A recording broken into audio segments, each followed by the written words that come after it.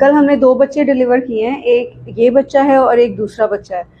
इन दोनों की जो मदर्स हैं उनकी हिस्ट्री में ये डिफरेंस था कि इस बच्चे का जो पानी है, बच्चे के गिर जो पानी होता है वो कम था, यानी कि ओलिगोहाइड्रोमियोस था।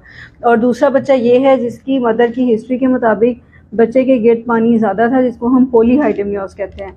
लेकिन दोनों में कोई कॉज आइडेंटिफाई नहीं हुई थी, ना पॉलीहाइड्रोमियोस की ना ओलिगोहाइड्रोमियोस की।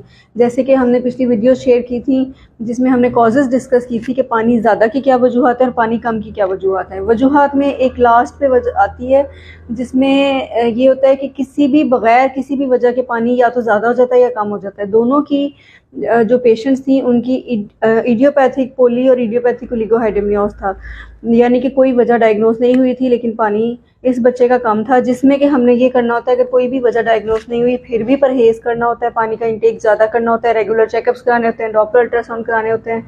और अगर पानी ज़्यादा है जैसे कि इस बच्चे का था तो फिर भी हमने यही करना होता है कि चावल, चीनी, आलू का परहेज़ करना होता है, शुगरी आइटम से आपने परहेज़ करना होता है, जंक फूड से परहेज़ करना होता है। जब आप परहेज़ करते हैं प्रेगनेंसी टर्म पे जाती है, बच्चे ठीक सही सलामत पैदा होते हैं।